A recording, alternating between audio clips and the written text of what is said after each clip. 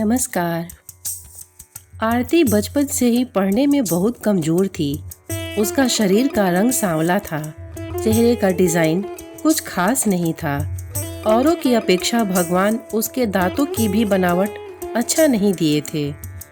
आरती का चेहरा अच्छा न होने के कारण स्कूल में बच्चे अक्सर उसे चिढ़ाते रहते थे। कोई आरती का फ्रेंड बनने के लिए तैयार नहीं था। जब आरती अपने गांव की गलियों से गुजरती थी, बगल में खड़े लोग भी अपना मुंह फेर लेते थे। आरती को इस बात से बहुत ज्यादा पीड़ा होती थी। वह यह समझ नहीं पा रही थी क्योंकि वह बहुत छोटी बच्ची थी। आखिर बात क्या है? हमारे चेहरे को देखकर लोग अपना मुंह क्यों छुपा लेते हैं? आरती जब स्कूल से घर वापस आती थी, तब अपने माँ से एक यही सवाल करती थी कि माँ, जब हम अपने स्कूल से घर आते हैं तो लोग हमें ऐसे क्यों देखते हैं और स्कूल में भी हमसे कोई बात नहीं करता है। हमारा कोई दोस्त भी नहीं बन रहा है, अतः हमसे कोई बातचीत भी नहीं करता है। इतनी बात सुनकर आरती की माँ की आंख में आंसू आ गया।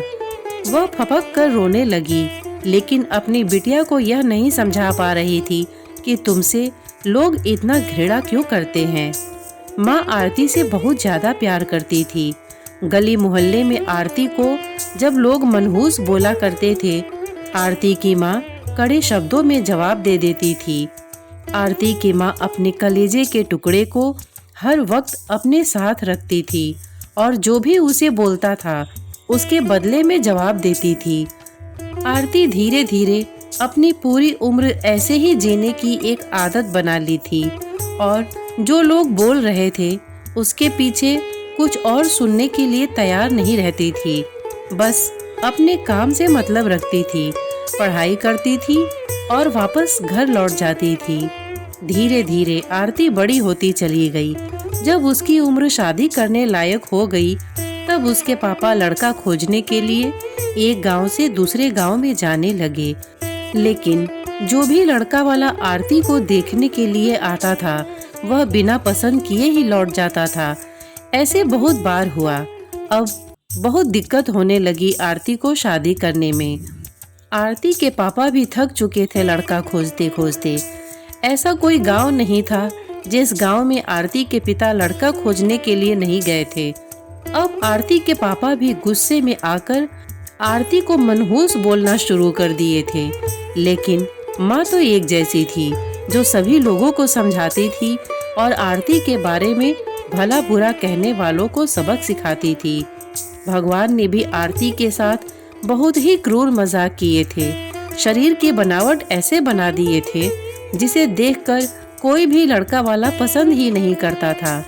आरती भी इस बात को लेकर चिंता कर रही थी कि पापा हमारे लिए इतना दूर दूर तक जाते हैं लड़का देखने के लिए, लेकिन हमें कोई भी लड़का पसंद नहीं करता है।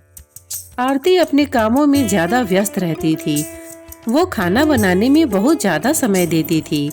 आरती को खाना बनाने में बहुत ज्यादा मजा आता था। आरती ने बहुत सारा खाना बनाने की रेसिपी के बारे में जानकारी हासिल कर ली थी।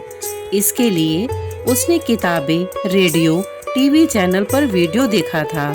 आरती के द्वारा बनाया गया खाना बहुत स्वादिष्ट और टेस्टी होता था।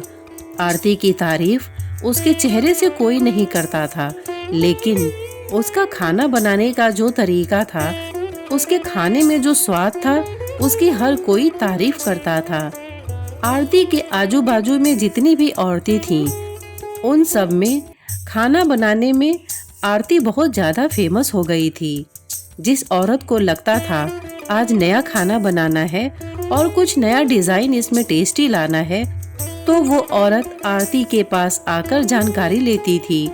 बहुत सारी औरतें यह भी सोचती थीं कि आरती के द्वारा बनाए गए खाने को हम सीख लें, लेकिन यह उन सभी के बस की बात नहीं थी। आरती के हाथ में ऐसा टाइमिंग जादू था जो आरती के इस कला को कोई सीख नहीं पाया। आरती का जीवन और उसका लाइफ चक्र उतार चढ़ाव में कटता रहता था।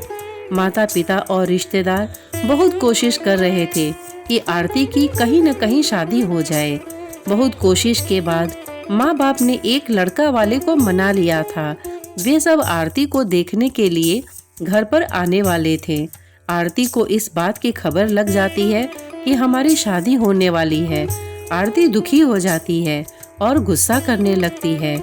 आरती रोती हुई कहने लगती है कि आप सब हमारे लिए लड़के वालों को देखने के लिए बुलाते हो, लेकिन कोई हमें पसंद नहीं करता है और जो भी आता है हमारा मजाक बनाकर चला जाता है। आप सबकी बदनामी होती है। गांव समाज के लोग बोलते हैं कि लड़के वाले देखने आए थे आरती को और पसंद नहीं किया। गांव वाले भी कहते हैं कि पता नहीं इसके मम्मी पापा ने कैसे इस मनहूस को जन्म दिया है कि कहीं शादी ही ठीक नहीं हो पा रही है। आरती की माँ ने आरती को समझाया कि शादी में अक्सर ऐसा होते रहता है। हर कोई किसी को पसंद नहीं होता है। जिसे तुम पसंद आ जाओगी तो तुमसे जरूर शादी कर लेगा। तुम अपना ख्याल रखो, तुम अपने आप पर ध्यान दो। कौन तुम्हें पसंद करेगा या नहीं करेगा या तुम उनके ऊपर छोड़ दो। अगले दिन लड़के वाले आरती को देखने आने वाले थे, लेकिन आरती उसी दिन सुबह से ही सज संवर कर कहीं निकल गई थी। लड़के वाले घर पर आते हैं, लेकिन मम्मी पापा को नहीं पता था कि आरती कहाँ गई है। जब लड़की देखने की बारी आती है तो आरती घर में नहीं थी। लड़के वाले इस पर गुस्सा हो जाते हैं और पूरा खरी खोटी सुनाते हैं आरती के मम्मी पापा को। वैसे भी पापा आरती पर बहुत गुस्सा करते थे, लेकिन उस दिन की हरकत से आरती के पापा के ऊपर खून सवार हो गया था। आरती ने अपने पापा को गुस्से में पागल कर दिया था। उस दिन आरती के पापा ने उसकी मम्मी पर सारा गुस्सा उतार दिया। आरती के पापा ने उसकी मम्मी को बहुत भला बुरा कहा कि यह सब तुम्हारे सिर पर चढ़ाने का नतीजा है। तुम्हारी ही वजह से आज आरती ऐसी हरकत कर रही है। अब शाम का वक्त होने वाला था। आरती घर को लौट चुकी थी। आरती के चेहरे पर बहुत ज्यादा खुशी थी और उसके हाथ में एक चेक था। आरती कोई सर्टिफिकेट लेकर आई थी। आरती ने अपनी उपलब्धि के बारे में अपनी मम्मी से कुछ बताना ही चाहा कि इसी बीच आरती की मम्मी ने उसको खरी खोटी सुनाना शुरू कर दिया। उसके मम्मी ने आरती को इतनी खरी खोटी सुनाई कि आरती सपने में भी यह नहीं सोच पाई कि मम्मी आज हमें इतना भला बुरा बोलेंगी। इससे पहले आरती के मम्मी ने आरती को इस तरह के शब्दों का कभी उच्चारण नहीं किया था। आरती की माँ ने एक बात बोली आरती से कि बाकी सब लोग सही कह रहे थे कि तुम सचमुच में मनहूस हो। आज तुम्हारी वजह से सब कोई परेशान है।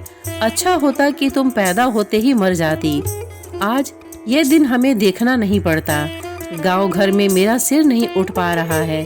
आरती इस वाक्य को सुनकर अवाक थी। वह कुछ बोल नहीं पा रही थी, क्योंकि जब आरती बोलने की कोशिश कर रही थी उसके मम्मी के शब्दों में उसकी आवाज दब जाती थी। आरती चुपचाप निष्ठुर भाव से खड़ी थी। आरती की आंख से आंसू बह रहे थे। आरती बिल्कुल व्याकुल हालत में खड़ी थी। वो कुछ बोल नहीं पा रही थी। आरती अपनी माँ से एक ही सवाल कर रही थी, माँ, क्या मैं इतनी बदनसीब हूँ कि मुझे आप मारना चाहती थी? क्या मैं मर जाऊँ? मैं इतनी बुरी हूँ? आप मुझे मारना चाहती थी। मैं ऐसी क्या गलती कर दी हूँ? आरती के द्वारा बोली गई एक भी बात का असर उसकी मम्मी पर नहीं हो रहा था। आरती की मम्मी काम कर रही थी और गुस्से में आरती के ऊपर अनेकों बातों का प्रहार कर रही थी। आरती निरीह भाव से अपनी मम्मी की ओर देख रही थी और उसकी बातों को सुन रही थी। आंख से आंसू बह रहे थे, लेकिन आरती चुपचाप खड़ी रही। आरती एक ही सवाल कर रही थी, माँ, क्या आप सचमुच मुझे मारना चाहते हो? गुस्से में मम्मी ने भी बोल दिया, हाँ। आरती बिना एक पल बिताए ही सीधा अपने कमरे में जाकर दरवाजा बंद कर लेती है। 1-2 मिनट के बाद में मम्मी का गुस्सा शांत होता है। तब आरती की मम्मी को अपनी गलती का एहसास होता है। उसकी मम्मी आरती के रूम की तरफ गई और दरवाजा खोलने के लिए बोली, लेकिन आरती ने अपने रूम को अंदर से बंद कर लिया था। आरती की माँ ने जब देखा कि आरती अंदर से दरवाजा बंद कर ली है, आरती की माँ सोची कि ये कोई गलत कदम न उठा ले। इसलिए आरती के मम्मी ने उसके पापा के पास तुरंत कॉल किया घर आने के लिए। दोनों ने दरवाजा खोलने के लिए काफी कोशिश की, लेकिन आरती ने दरवाजा नहीं खोला। कुछ समय बीतने के बाद आरती के पापा को अब एहसास हो गया कि आरती कुछ गलत कर ली है। आरती के पापा ने तुरंत दरवाजा तोड़ दिया। आरती के मम्मी पापा ने अंदर का सीन देखा तो अवाक रह गए। आरती दुपट्टे का फंदा बनाकर पंखा से लटक रही थी। अभी ज्यादा वक्त नहीं हुआ था, वह सिर्फ बेहोश हुई थी। माँ और पापा ने तुरंत उसे उठाकर पंखा से अलग किया, फिर गले से दुपट्टा निकाला और बेड पर आरती को लिटा दिया। स्थिति को देखते हुए उन्होंने तुरंत डॉक्टर को कॉल लगाया। अचानक माँ की नज़र अपनी लाडली बेटी आरती के मुट्ठी बांधे हाथ पर जाता है। हाथ में एक चिट्ठी रहता है और टेबल पर पड़ा 5 लाख का चेक मिलता है, जिसमें 5 स्टार होटल में शेफ की नौकरी करने के लिए कंफर्मेशन लेटर था। उसी कंफर्मेशन लेटर और चिट्ठी को लेने के लिए आरती बाहर गई हुई थी। कुछ समय के बाद डॉक्टर आते हैं और आरती का इलाज करते हैं। डॉक्टर आरती के चेकअप करने के बाद बोलते हैं कि शुक्र है लड़की बच गई। कुछ सेकंड और देरी होती तो आज ये लड़की हम सभी के बीच नहीं रहती। आरती बेड पर बेहोश अवस्था में पड़ी थी। डॉक्टर ने बोला, आरती धीरे धीरे कुछ घंटों में ठीक हो जाएगी। मैं दवा लिख दे रहा हूँ, जिसे आप मेडिकल स्टोर से मंगा लीजिए।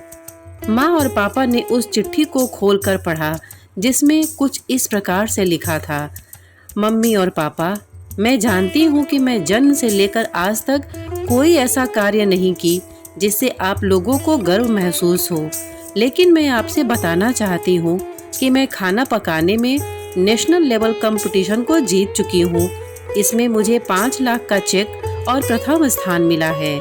मेरे द्वारा बनाया गया खाना ऑर्गेनाइजेशन को इतना पसंद आया कि वो मुझे एक बहुत बड़े होटल में बतौर मास्टर शेफ की नौकरी के लिए कंफर्मेशन लेटर भी दे दिए थे।